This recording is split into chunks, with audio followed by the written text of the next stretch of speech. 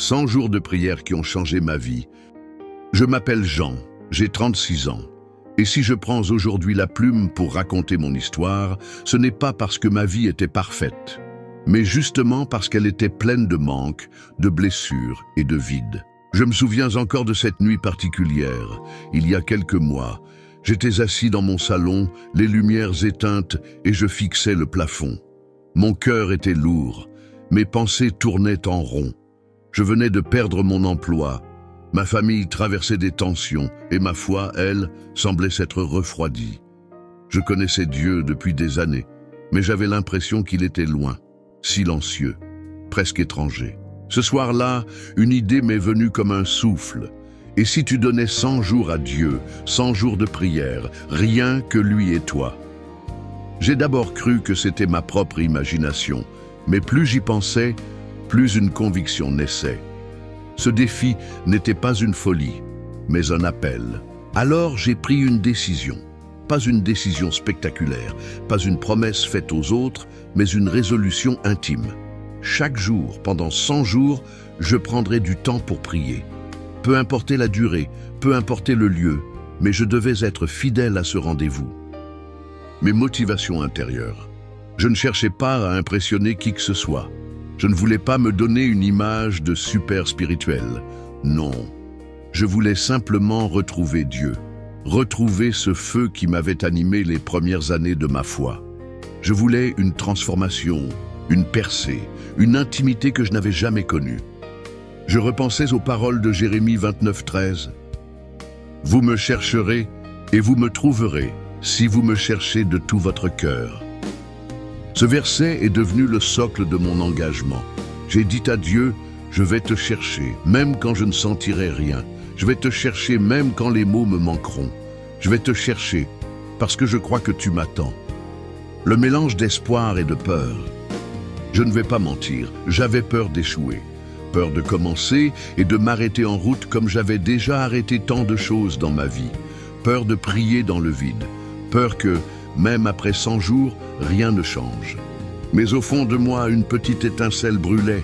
Et si, cette fois, Dieu me surprenait? Alors j'ai choisi l'espérance. Je me suis souvenu de la promesse de Jésus dans Matthieu 7:7. Demandez et l'on vous donnera, cherchez et vous trouverez, frappez et l'on vous ouvrira. Ces mots résonnaient comme une clé. Si je demandais vraiment, si je cherchais sans relâche, si je frappais chaque jour, alors tôt ou tard, une porte s'ouvrirait. Les armes que j'ai prises pour ce voyage. Avant de commencer, j'ai préparé un petit carnet. J'ai décidé d'y écrire chaque jour quelques lignes de ma prière, mes émotions, mes luttes et aussi mes petites victoires. Je voulais garder une trace, comme un témoin fidèle de ce chemin. J'ai aussi choisi un endroit, ma chambre, le coin près de ma fenêtre. Ce n'était pas une montagne ni un désert, juste un espace simple, mais je l'ai consacré à Dieu. C'était devenu mon sanctuaire secret. Et puis, j'ai choisi de ne pas chercher de grandes phrases. J'ai simplement dit comme les disciples, « Seigneur, apprends-moi à prier ». Luc 11:1. Le jour 1, j'ai fermé ma porte, je me suis mis à genoux et j'ai commencé. Les mots étaient courts, parfois maladroits, mais ils étaient vrais. J'ai dit, « Mon Dieu, mon roi, je viens à toi tel que je suis, vide, fatigué, mais décidé. Je ne sais pas où ces 100 jours vont me conduire, mais je veux marcher avec toi. » En prononçant ces mots, j'ai senti une larme couler. Pas une larme de tristesse, mais un mélange de crainte et d'espérance, comme si quelque chose de nouveau commençait à l'intérieur de moi.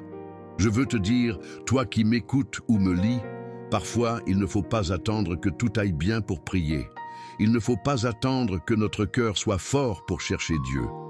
C'est souvent dans notre faiblesse qu'il se révèle le plus puissamment. Comme l'apôtre Paul l'a écrit, « Ma grâce te suffit, car ma puissance s'accomplit dans la faiblesse. » 2 Corinthiens 12:9. Alors oui, j'étais faible, oui, j'étais incertain, mais j'avais pris une décision, et c'est cette décision qui a ouvert la première porte, la porte de la fidélité. Et je ne savais pas encore que ces 100 jours allaient bouleverser ma vie jour après jour.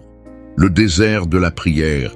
Quand j'ai commencé, je croyais naïvement que prier chaque jour allait être facile. Mais dès les premiers jours, j'ai découvert la vérité. La prière n'est pas toujours un chemin pavé de paix et de douceur. Parfois, elle ressemble à un désert. Les 10 premiers jours, silence et distraction. Chaque matin ou chaque soir, je me mettais à genoux. Je parlais à Dieu, mais j'avais l'impression que mes mots rebondissaient contre le plafond. Je récitais des phrases, mais mon cœur semblait sec. Je me levais de mes moments de prière avec un sentiment étrange. Ai-je seulement été entendu? Et il y avait la distraction. Pendant que je priais, mon esprit courait partout, la facture d'électricité, le message que je n'avais pas encore répondu, mes souvenirs douloureux et même ce que j'allais manger après. J'avais honte parfois. Je me disais, est-ce que Dieu se fâche de mon manque de concentration? Un soir, découragé, j'ai ouvert ma Bible au hasard et mes yeux sont tombés sur Romains 8, 26.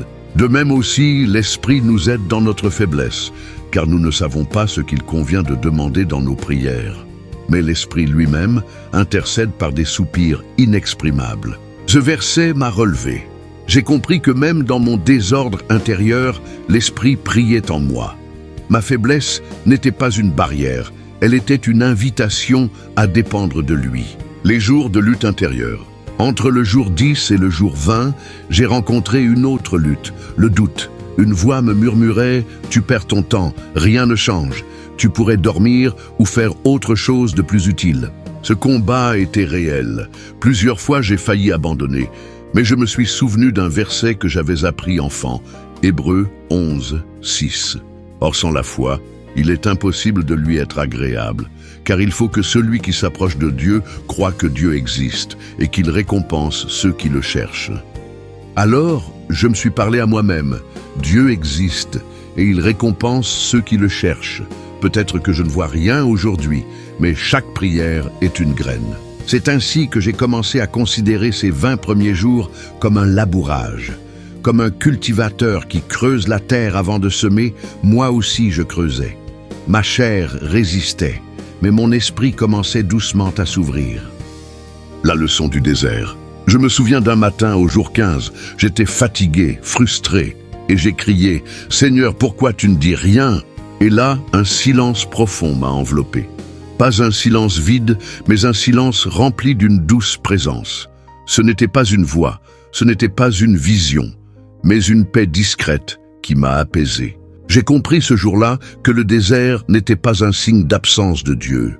Le désert est souvent le lieu où Dieu nous apprend à dépendre de lui, à chercher sa face et non seulement ses mains. Je me suis souvenu de Deutéronome 8.2. « Souviens-toi de tout le chemin que l'Éternel, ton Dieu, t'a fait faire pendant ces 40 années dans le désert, afin de t'humilier et de t'éprouver pour savoir quelles étaient les dispositions de ton cœur. » Ces mots ont résonné fort. Oui, ces premiers jours de prière étaient un désert, mais c'était un désert pédagogique. Dieu sondait mon cœur. Allais-je prier seulement quand je ressentais des émotions fortes, ou allais-je persévérer même dans le silence? Motivation pour continuer. Je veux dire à quelqu'un qui passe par le même désert, ne méprise pas ces jours où tu ne ressens rien. Ne crois pas que Dieu t'a oublié. Chaque jour de fidélité, même sec, construit tes racines. Un arbre ne pousse pas en un jour. Il faut de l'eau régulière, du soleil, du temps. De la même manière, ta vie spirituelle grandit dans la constance. Comme dit Galates 6, 9. Ne nous lassons pas de faire le bien, car nous moissonnerons au temps convenable si nous ne nous relâchons pas. Petit miracle au jour 18. Alors que je croyais toujours marcher dans le vide, un petit miracle est arrivé. Je priais pour un membre de ma famille avec qui je n'avais pas parlé depuis longtemps. Je ne savais pas pourquoi ce nom revenait sans cesse dans mes prières. Et ce même jour, sans prévenir, cette personne m'a envoyé un message. « Tu me manques, j'aimerais qu'on parle. » J'ai regardé mon téléphone, les larmes aux yeux. Ce n'était pas une énorme percée, mais c'était une confirmation. Dieu entendait. Même quand je croyais qu'il se taisait, il agissait en secret. Ces 20 premiers jours ont été un désert. Mais ce désert a révélé mon cœur. Il a cassé ma fierté. Il a exposé ma distraction. Il a mis en lumière mes doutes. Et en même temps, il m'a montré la fidélité d'un Dieu qui travaille en silence. Je suis sorti de cette étape avec une conviction nouvelle. Même quand je ne vois rien, Dieu agit. Même quand je me sens sec, ma prière a du poids. C'est ainsi que je suis entré dans la suite du voyage, prêt à découvrir un autre visage de Dieu. Le premier souffle de Dieu. Après avoir traversé les 20 premiers jours dans ce que j'appelle le désert de la prière, quelque chose a commencé à changer. Lentement, imperceptiblement au début, mais assez fort pour que je le remarque. Les premiers signes d'une paix nouvelle. Un matin vers le jour 23, alors que je priais simplement en répétant « Seigneur, je suis là pour toi », j'ai ressenti une paix particulière envahir ma chambre. Ce n'était pas une émotion passagère, ni une excitation religieuse, mais une tranquillité profonde, comme si mon cœur, jusque-là agité, s'était enfin assis. Philippiens 4, 6, 7 a pris vie en moi. Ne vous inquiétez de rien, mais en toute chose, faites connaître vos besoins à Dieu par des prières et des supplications, avec des actions de grâce, et la paix de Dieu, qui surpasse toute intelligence, gardera vos cœurs et vos pensées en Jésus-Christ. J'ai compris que cette paix n'était pas un résultat de mes efforts, mais un cadeau. Elle venait comme une réponse douce aux prières parfois maladroites que j'avais offertes les jours précédents. La discipline qui devient désir. Entre le jour 25 et le jour 30, une autre transformation s'est opérée. Au lieu de considérer la prière comme une discipline lourde, j'ai commencé à la désirer. J'attendais ce moment. Je me surprenais à penser pendant la journée, vivement ce soir que je sois seul avec Dieu. C'était un signe clair. La prière n'était plus un poids, elle devenait un rendez-vous d'amour, comme le dit le psaume 42, 2. Mon âme a soif de Dieu, du Dieu vivant. Quand irai-je et paraîtrai-je devant la face de Dieu?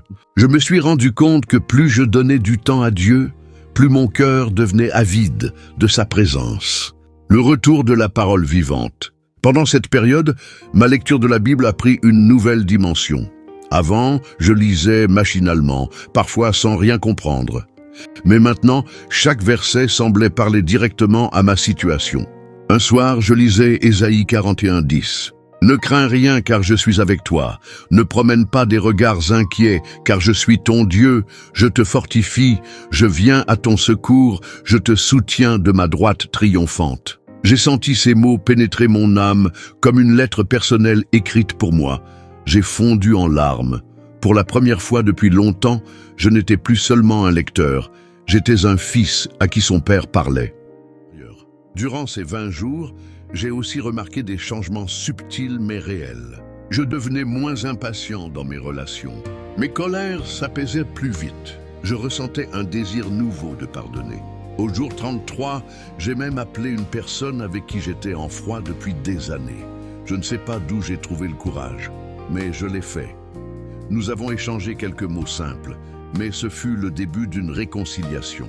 La prière avait commencé un travail de guérison dans mes relations. Ce que je n'avais jamais pu accomplir par mes propres efforts, Dieu le faisait en douceur.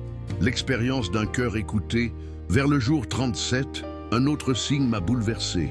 J'avais prié plusieurs fois pour ma situation professionnelle, demandant simplement à Dieu de m'ouvrir une porte. Je n'avais pas de réponse claire, mais je continuais à frapper. Ce jour-là, je reçois un mail inattendu d'une entreprise à laquelle j'avais postulé des mois auparavant. Ils voulaient me rencontrer. J'étais abasourdi. J'ai levé les yeux et j'ai dit « Seigneur, tu m'entends vraiment ?» Ce fut comme un baiser du ciel, une preuve que mes prières n'étaient pas vaines. Ces 20 jours m'ont appris une vérité essentielle. La prière est comme un vent qui commence doucement. On ne le voit pas, mais on le ressent. Au début, ce souffle semblait faible, mais il était déjà en train de changer l'atmosphère de ma vie. Je repense à Ézéchiel 37, 9, où Dieu dit « Prophétise, fils de l'homme, et dis à l'esprit, « Esprit, viens des 4 vents, souffle sur ces morts, et qu'ils revivent. » C'est exactement ce qui se passait. Le souffle de Dieu entrait dans les parties mortes de mon âme, et je commençais à revivre. Parole de motivation. Je veux encourager quelqu'un qui lit ou écoute ceci. Peut-être es-tu encore au début de ton chemin et tu ne vois que des petites lueurs. Mais sache que le souffle de Dieu n'a pas besoin d'être violent pour transformer. Même une brise douce peut annoncer une grande pluie. Ne méprise pas les petits commencements. Chaque minute passée dans la prière est une semence d'éternité. Dieu ne méprise pas tes balbutiements. Il les chérit comme un père chérit les premiers mots de son enfant. En entrant dans ces 40 jours, j'étais encore fragile et incertain, mais j'en suis sorti avec un cœur plus vivant, une paix plus profonde et des signes clairs que Dieu m'écoutait. La discipline était devenue désir, le silence était devenu une paix et les prières qui semblaient vides se transformaient en réponses concrètes. Ces 20 jours ont été pour moi le premier souffle de Dieu, celui qui m'a montré qu'il ne m'avait jamais abandonné et qu'il se préparait à faire de plus grandes choses dans ma vie.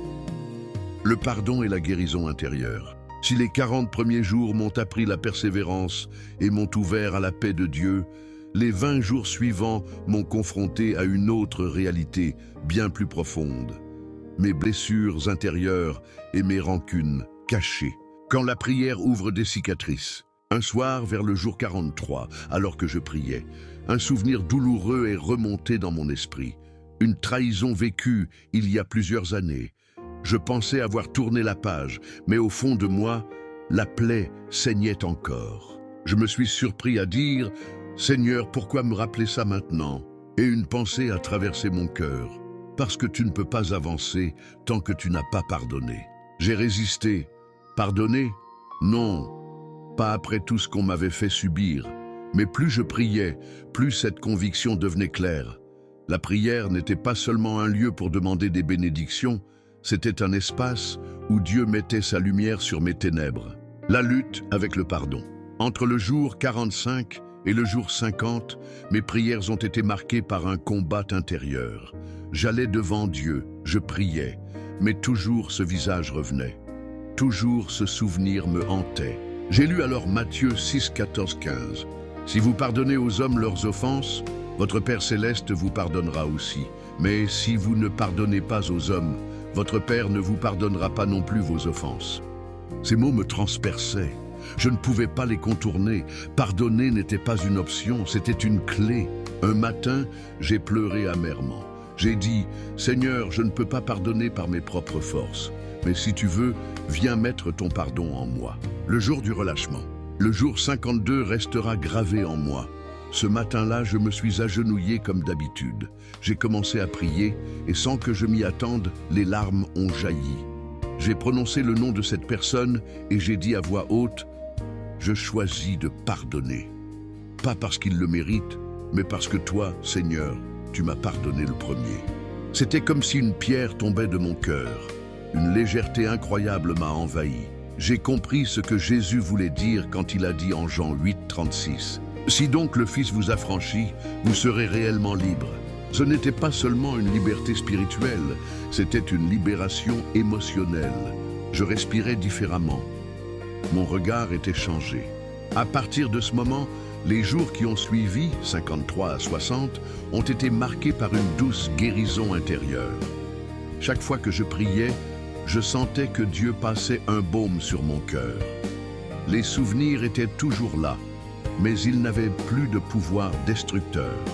Je me souvenais alors de Psaume 34, 18. « L'Éternel est près de ceux qui ont le cœur brisé et il sauve ceux qui ont l'esprit abattu. » Je me suis vu comme cet esprit abattu que Dieu venait relever. Et plus je priais, plus je retrouvais ma dignité, mon identité, ma confiance, l'impact sur mes relations. Ce processus de pardon n'a pas seulement changé mon cœur, il a aussi changé mes relations. J'ai commencé à parler différemment à mes proches. Mes colères diminuaient, mes paroles devenaient plus douces. Un soir, ma mère m'a dit « Tu n'es plus le même, ton regard a changé. » Je souriais parce que je savais que ce n'était pas de moi, mais de l'œuvre de la prière. Enseignement spirituel de cette étape. Ce que j'ai appris entre le jour 41 et le jour 60, c'est que la prière n'est pas seulement une clé pour changer les circonstances extérieures, c'est une force qui change notre intérieur. Beaucoup veulent voir des miracles visibles, argent, travail, guérison physique, mais le plus grand miracle, c'est un cœur transformé. Ézéchiel 36, 26 prend tout son sens. « Je vous donnerai un cœur nouveau, et je mettrai en vous un esprit nouveau.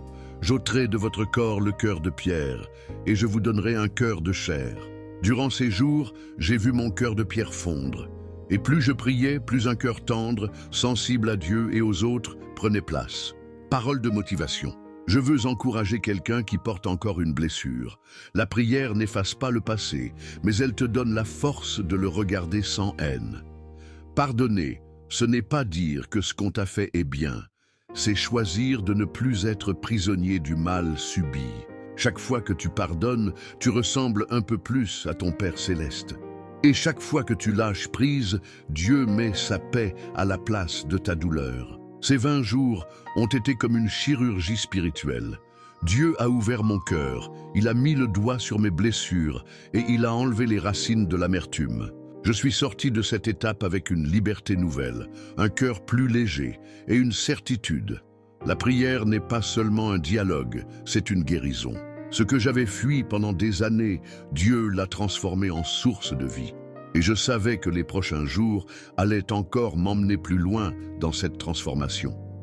La joie retrouvée et la transformation visible. Après avoir traversé l'étape du pardon et de la guérison intérieure, je croyais que Dieu avait déjà fait l'essentiel. Mais les 20 jours suivants ont été une véritable renaissance.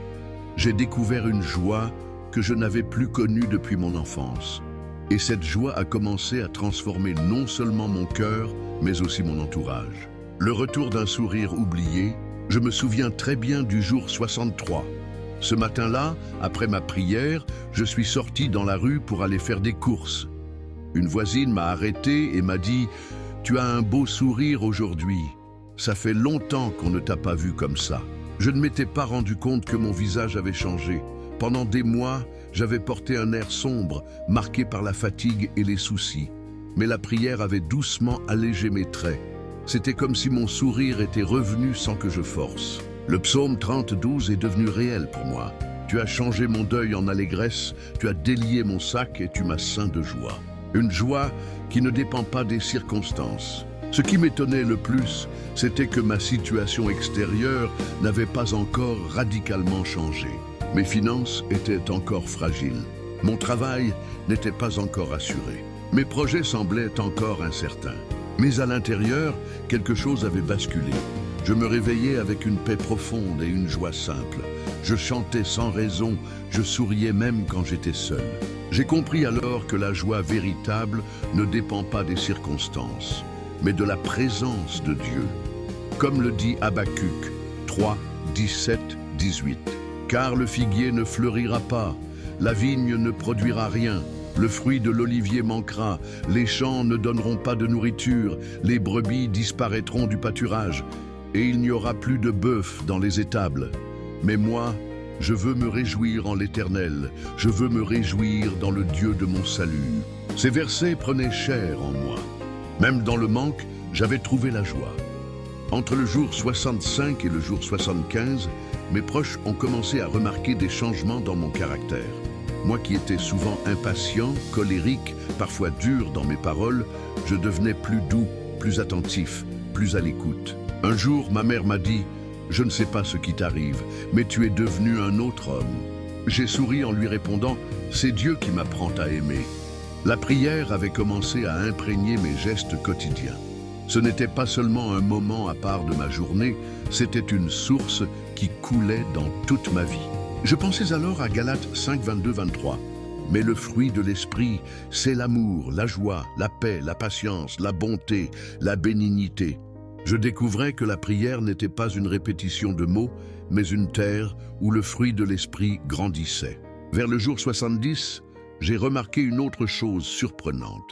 L'atmosphère de ma maison changeait. Il y avait moins de tensions, moins de disputes. Même mes frères et sœurs, qui ne priaient pas forcément, semblaient plus calmes quand ils venaient chez moi. Je me suis souvenu d'un passage d'Actes 16, 25, 26, où Paul et Silas priaient en prison et soudain, les chaînes de tous les prisonniers tombèrent.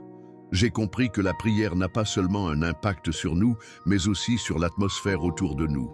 Chaque jour de prière libérait une paix qui débordait dans ma maison, une joie communicative. Entre le jour 75 et le jour 80, j'ai commencé à partager plus librement ma foi. pas comme un prédicateur, mais simplement en racontant ce que je vivais. Des amis m'ont demandé « Pourquoi es-tu si joyeux en ce moment ?» Je leur répondais « Parce que je prends chaque jour du temps avec Dieu. » J'ai découvert que le témoignage le plus puissant n'est pas toujours dans de grands discours, mais dans un cœur changé. Ces 20 jours m'ont appris que la prière n'est pas seulement une clé pour obtenir, mais une clé pour devenir. Elle m'a transformé de l'intérieur et cette transformation a rayonné vers l'extérieur. 2 Corinthiens 3, 18 dit « Nous tous, qui le visage découvert, contemplons comme dans un miroir la gloire du Seigneur, nous sommes transformés en la même image, de gloire en gloire, comme par le Seigneur l'Esprit. » Chaque jour de prière était comme un face-à-face avec Dieu, et ce face-à-face changeait mon visage, mon cœur, mes paroles. Paroles de motivation. Je veux encourager quelqu'un. Peut-être que tu pries et tu te dis « Je n'ai encore rien reçu ». Mais laisse-moi te dire, la première réponse de Dieu à ta prière, ce n'est pas toujours une bénédiction extérieure, c'est souvent une transformation intérieure. Ces 20 jours ont marqué un tournant. Après le pardon, j'ai goûté à une joie nouvelle, à une transformation réelle et visible. Et au fond de moi, je savais que les prochains jours allaient m'emmener encore plus loin, vers des percées visibles, vers des réponses concrètes de Dieu. Après 70 jours où Dieu avait travaillé dans mon cœur, dans mes émotions et dans mes relations, les jours qui ont suivi ont été différents. C'est comme si le ciel, que j'avais cherché avec fidélité, commençait à s'ouvrir pour me montrer des réponses tangibles.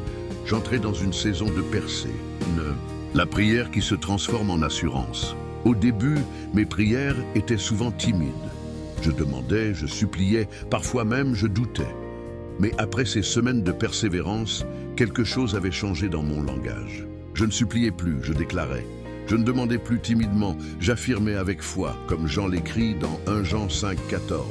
Nous avons auprès de lui cette assurance, que si nous demandons quelque chose selon sa volonté, il nous écoute. Je me suis surpris à prier avec confiance, en proclamant des promesses bibliques, en remerciant Dieu avant même de voir les résultats. Mon langage était passé de la plainte à la proclamation. La percée professionnelle. Depuis des mois, je cherchais du travail. J'avais essuyé refus après refus, au point de perdre confiance. Mais au jour 83, après ma prière du matin, j'ai reçu un appel inattendu. L'entreprise qui m'avait recontacté plus tôt, au jour 37, m'annonçait que j'étais retenu pour le poste. Je me suis assis, les larmes aux yeux, incapable de parler pendant quelques secondes. J'ai simplement murmuré « Merci Seigneur, tu es fidèle ».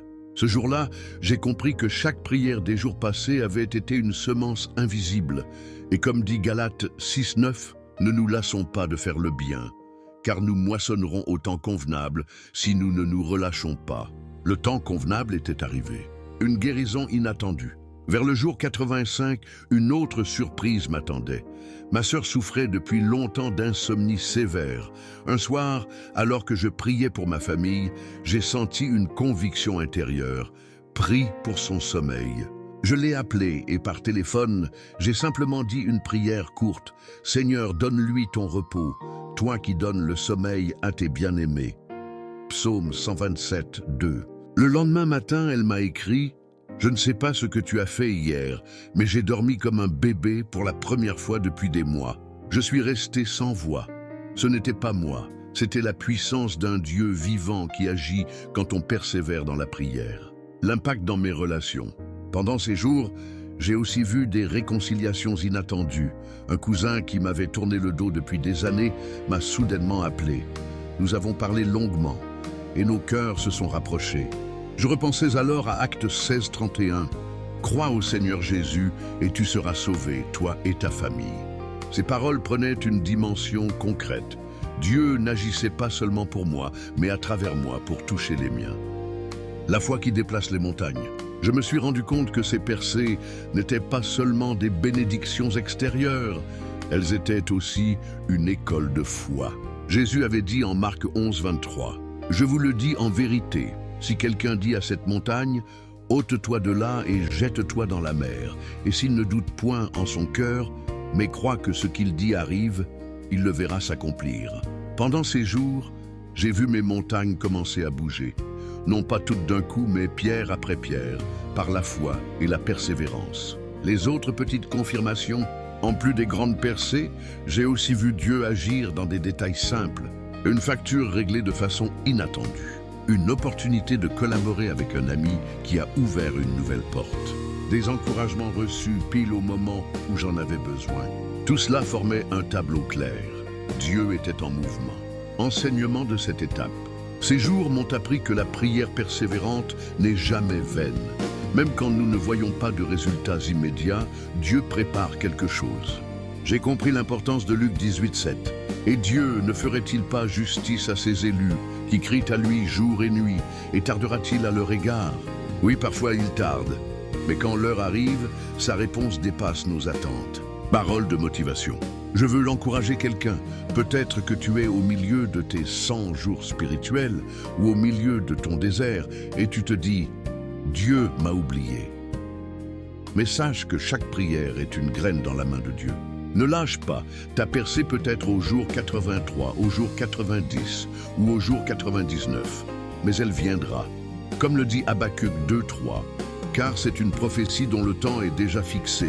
Elle marche vers son terme et elle ne mentira pas. Si elle tarde, attends-la, car elle s'accomplira certainement. Ces 10 jours ont été une démonstration de la fidélité de Dieu. Après des semaines de prières, parfois sèches, parfois douloureuses, j'ai vu des percées réelles, un emploi, une guérison, des réconciliations, des bénédictions inattendues. Mais plus encore que les réponses, j'ai découvert une foi nouvelle, une assurance tranquille que mon Dieu est vivant et qu'il honore toujours la persévérance. En arrivant au jour 90, je savais que je m'approchais de la fin de ce voyage de 100 jours. Mais au fond de moi, une question commençait à naître. Qu'est-ce que Dieu réserve encore pour les 10 derniers jours? Jésus au 100e jour. Le 100e jour est arrivé. Je m'étais levé tôt ce matin-là, comme poussé par une force intérieure. L'air de ma chambre semblait différent, comme chargé d'une attente mystérieuse. J'ai fermé la porte derrière moi, je me suis agenouillé à ma place habituelle et j'ai commencé à prier, simplement, sans grande éloquence. « Père, cela fait 100 jours que je viens devant toi. Tu as guéri mon cœur, tu m'as appris à pardonner, tu as rempli ma vie de paix et de joie. Mais aujourd'hui, Seigneur, je ne viens pas chercher quelque chose de plus. Je viens chercher seulement toi. » Alors que ces mots sortaient de ma bouche, une lumière douce a commencé à remplir ma chambre. J'ai d'abord cru que c'était le soleil qui entrait par la fenêtre, mais la lumière devenait de plus en plus intense, éclatante, jusqu'à illuminer chaque recoin. Mon cœur battait fort, je tremblais. Puis devant moi, une silhouette est apparue, majestueuse, revêtue d'un vêtement éclatant, blanc comme la neige. Ses yeux étaient comme une flamme de feu, et son visage brillait comme le soleil à son plein éclat. Je savais, je n'avais pas besoin qu'on me le dise. C'était Jésus. Je n'ai pas pu tenir debout. Mes jambes ont cédé, mon visage est tombé contre le sol. Je pleurais, incapable de prononcer un mot. Tout mon être était submergé par sa sainteté. Mais alors, j'ai entendu sa voix. « Ne crains pas, je suis le premier et le dernier. Je suis celui qui était mort, et voici, je suis vivant au siècle des siècles. » Apocalypse 1, 17, 18. À ce moment, une chaleur m'a enveloppé, comme un feu, mais un feu qui ne brûlait pas, il guérissait. Je sentais mes peurs disparaître, mes blessures s'effacer. Puis Jésus a dit encore, « Et tu m'as cherché de tout ton cœur pendant ces 100 jours. Je n'ai jamais ignoré une seule de tes prières, ni une seule de tes larmes. Et aujourd'hui, je me révèle à toi, pour que tu saches que je suis vivant, que je suis avec toi, et que jamais je ne t'abandonnerai. Va et sois mon témoin. » Ces paroles ont frappé mon âme comme un sceau éternel. Je me suis senti aimé d'un amour indescriptible, un amour qui dépassait toute connaissance humaine. J'ai osé lever les yeux et son regard a croisé le mien. Dans ses yeux de feu, j'ai vu tout à la fois, la justice, la vérité, mais aussi une tendresse infinie. C'était comme si en une seconde, il me montrait toute ma vie. Alors que sa main se tendait vers moi, j'ai senti une force nouvelle m'envahir. Mes larmes coulaient sans arrêt et je répétais à voix haute, incapable de dire autre chose. Puis la lumière a doucement diminué, mais sa paix est restée. Je suis resté longtemps à genoux, incapable de bouger. Je savais que ma vie ne serait plus jamais la même. Le 100e jour n'était pas la fin d'un défi de prière, mais le commencement d'une vie nouvelle. Car j'avais vu Jésus, je l'avais rencontré, et son empreinte resterait à jamais gravée dans mon cœur. Amen.